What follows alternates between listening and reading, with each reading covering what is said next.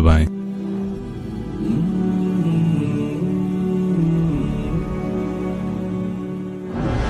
اور والدین سے کہتا ہوں کہ اپنے بچوں سے پوچھ کے رشتے کرو، زبردستی مت کرو۔ میرا معاشرہ بہت سنگین قسم کے جرم کا شکار ہے، بچوں پہ مسلط کر دیتے ہیں، ایتھے ہی کرنی ہے، جٹاں چی کرنی ہے، بٹاں چی کرنی، پتہ نہیں آئے کتوں جٹ بٹ۔ چلو تم ناراض نہ ہو، راجپوتاں چی کرنی، میں راجپوت ہوں، میں اپنی قوم کو بھی رگڑ دیتا ہوں، راجپوتاں چی کرنی، اگاں کرنی کوئی نہیں۔ یہ ظلم و ستم اولاد پہ مت کرو، اپنی بچی سے پوچھو، اگر بیٹی ہاں کرے تو پھر قدم اٹھاؤ، اگر بیٹی کہہ دے میں نہیں کرنا چاہتی تو وہ نافرمان نہیں ہے، اللہ کے واسطے میری سنو۔ صرف تم نہیں سن رہے، اس کیمرے سے لاکھوں کروڑوں لوگ سن رہے ہیں۔ اگر بیٹا یوں کہہ دے کہ ابا میں نے یہاں شادی نہیں کرنی، میرا جی نہیں چاہتا ہے، تو وہ بیٹا نافرمان نہیں ہے، فرما بردار ہے، اس نے شریعت کا حق استعمال کیا ہے۔ اب ایسا ظلم مت کرو کہ نہیں اتھے ہی کرنی ہے، اتھے گھروں نکل جا۔ زندگی تم نے تو نہیں گزارنی، زندگی تو بچے نے گزارنی، میں قربان جاؤں۔ ایک حدیث سنو پہلے، پھر اگلی بات سنا تو ما تزوجت وما زوجت الا بوحی من السماء نزل به جبریل۔ لوگو سنو، میں نے جہاں شادی کی، میں نے جہاں بیٹی کی شادی کی، پہلے آسمان سے جبریل فرشتہ اللہ کا حکم لے کر آیا، پھر میں نے قدم اٹھایا۔ سمجھ گئے میری یہ بات؟ سمجھ گئے سارے؟ اب اگلی سنو۔ حضرت علی فاطمہ کا رشتہ لینے آ گئے، اور جبریل ان سے پہلے آ گئے کہ یا رسول اللہ فاطمہ علی کے لیے ہے۔ باپ محمد مصطفیٰ جیسا ہے، رشتہ مانگنے والا علی جیسا ہے، اور بیٹی فاطمہ جیسی ہے۔ اور آپ پوچھتے ہیں علی کیسے آئے؟ وہ شرم کی وجہ سے کچھ کہہ نہ سکے، چپ۔ آپ کو تو پتا تھا، آپ نے فرمایا فاطمہ کے رشتے کے لیے آئے ہو؟ کہا جی۔ تو جبریل تنال بیٹھا ہوا ہے کہ یا رسول اللہ اتھے ہی کرنا ہے۔ آپ نے ہاں نہیں کی، آپ نے کہا انشاءاللہ، اور یہ کہہ کر اٹھ گئے۔ انشاءاللہ نبی کا ہاں ہی ہوتا ہے، لیکن جبریل کے آنے کے باوجود اور اللہ کے کہنے کے باوجود میرے نبی کو بھی پتا ہے کہ یہ رشتہ یہاں کاتب تقدیر نے لکھ دیا ہے، لیکن امت کو سبق سکھانے کے لیے آپ گھر تشریف لے گئے۔ بیٹی فاطمہ کہ جی یا رسول اللہ، کہ علی کا رشتہ آیا ہے، میں ہاں کر دوں؟ سبحان اللہ۔ میں اپنے دیہاتی بچیوں پہ مجھے رونا آ گیا کہ جنہیں پتہ ہی نہیں ہوتا سانو کہیں دے نال بندے پہ جانور ہے یا انسان ہے۔ علی جیسا داماد، چلو علی کو چھوڑو، فاطمہ کو چھوڑو، جبریل آیا بیٹھا ہے، جبریل آیا بیٹھا ہے۔ اس کے بعد فاطمہ سے پوچھنے کی کیا بات ہے؟ جبریل آ کر کہہ رہا یا رسول اللہ، اللہ کہہ رہا فاطمہ علی کے لیے ہے اور علی فاطمہ کے لیے ہے، اور پھر آپ کہتے ہیں بیٹی فاطمہ ہاں کر دو؟ ہماری تو آج کی بیٹیاں انکار نہیں کرتی، چپ کر کے گاں ماج طرح بن چھڑ دین قلعے نال۔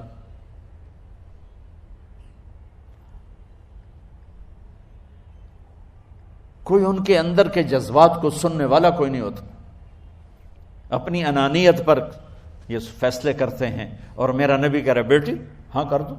سبحان اللہ۔ آپ کا کیا خیال ہے، فاطمہ نے انکار کرنا تھا؟ یہ بیٹیاں نہیں انکار کرتی تو فاطمہ نے کہاں کرنا تھا؟ لیکن یہ سبق دینا تھا ان والدین کو جو نادانی میں نادانی کے فیصلے کر کے اولاد کو ہمیشہ ایک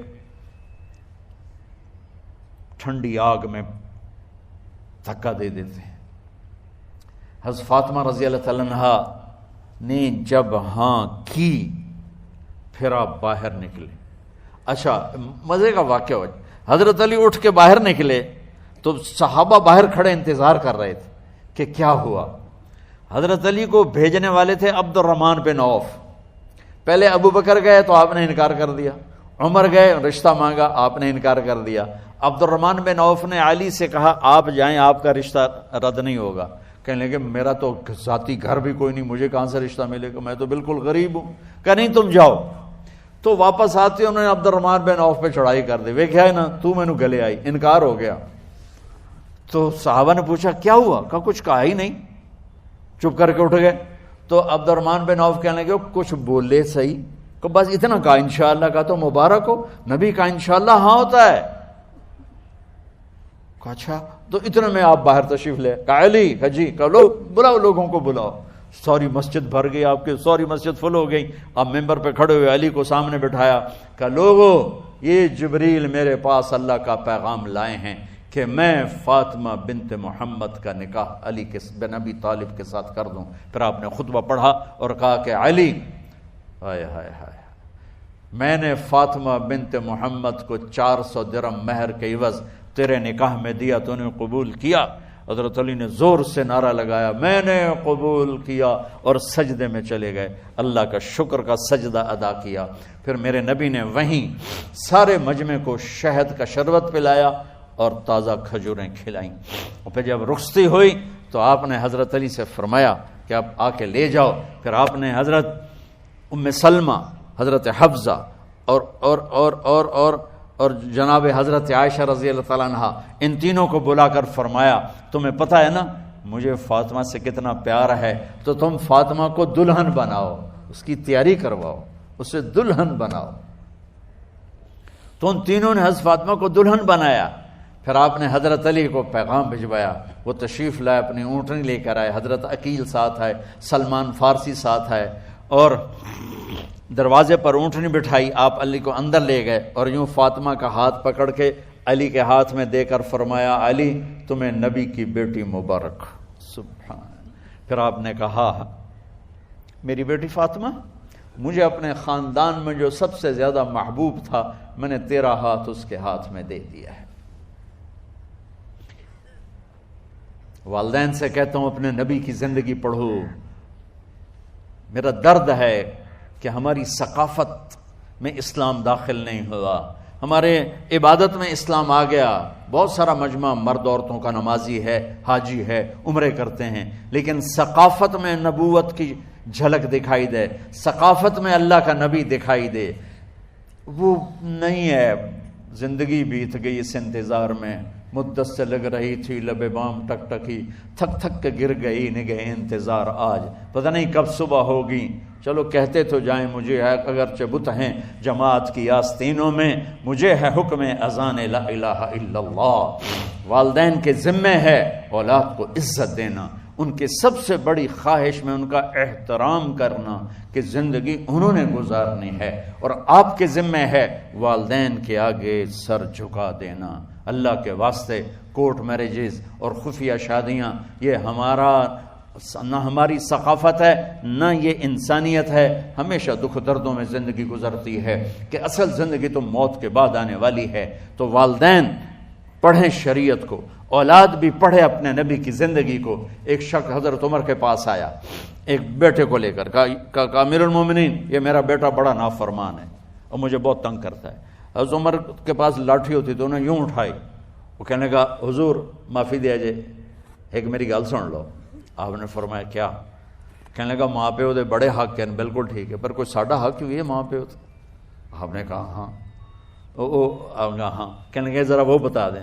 کا پہلا حق ہے اچھی ماں تلاش کرے, نیک عورت تلاش کرے. دوسرا حق یہ ہے نام اچھا رکھے. تیسرا حق یہ اس کو قرآن کی تعلیم دے. کہا جی پھر سن لو حضرت جی, میرے پیو کو پوچھو اس حبشی عورت نال شادی کر کے مینوں حبشی ماں دیتی, انہوں کوئی عرب ماں ہی نہیں لتی. میرا پہلا حق اس مارا ہے. دوسرا سن لو, اس نے میرا نام جولان رکھا ہے.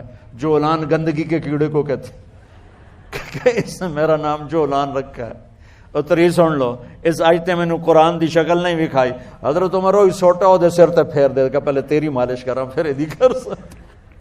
تو آج کے والدین بھی اپنی اولاد کے بارے میں بہت بہت بہت غافل ہیں, اور اولاد کا بھی حال یہی ہے. چونکہ ماں کیا ہے, باپ کیا ہے, اولاد کیا ہے, یہ شریعت, یہ قرآن بتاتا ہے, یہ میرے نبی کی زندگی بتاتی ہے. یہ اکنامکس تھوڑا ہی بتائے گی, بایولوجی تھوڑا ہی بتائے گی. یہ تو اگر اس کے ساتھ دین ہے تو زندگی برباد ہے. تمہارے جیسے بچے گئے ہیڈ بلو کی سیر کرنے, کشتی میں چڑھے تو ایک نے کہا ملاح سے, چاچا تینوں کیمسٹری آمدی ہے؟ وہ آخر لگا پتر میں تو اج نام سنیا ہے. وہ آخر لگا تیری ادھی زندگی گئی. دوے نے پوچھا چاچا تینوں فزکس آمدی ہے؟ اس نے کہا پتر کدی نہیں سنیا۔ کہ چاچا تیری ادھی زندگی گئی۔ تریے پوچھا چاچا تینوں بایولوجی آمدی ہے؟ اس نے کہا پترو میں تو یہ جا نا ہی کدی نہیں سنے۔ انہوں نے کہا چاچا تیری ادھی گئی۔ اتنے میں موج اٹھی پانی کی، تو چاچا پوچھا پترو تیرنا آمدہ ہے؟ انہوں نے کہا کوئی نہیں۔ کہ پترو میری ادھی گئی تہاڈی ساری گئی۔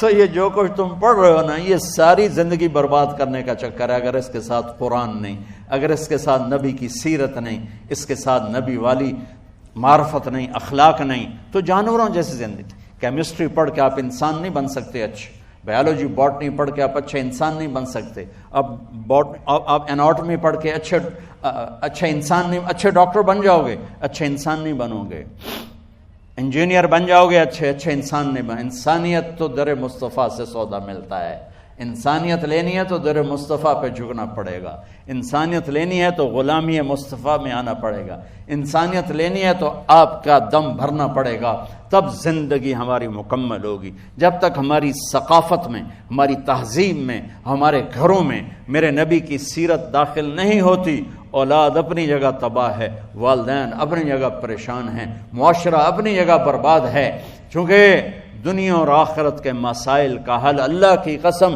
کسی دانشور کے پاس نہیں، صرف میرے نبی کے پاس ہے، صرف میرے نبی کے پاس ہے، صرف میرے نبی کے پاس ہے۔ علمک ما لم تکن تعلم الم نشرح لک صدرک، کیا میرے رب نے کہا، الم میرے حبیب میں نے آپ کا سینہ کھول دیا۔ علم کی انتہا پر ہیں میرے نبی پاک صلی اللہ تعالی علیہ وسلم، جنہوں نے اللہ کو دیکھ لیا، پیچھے کیا رہ گیا؟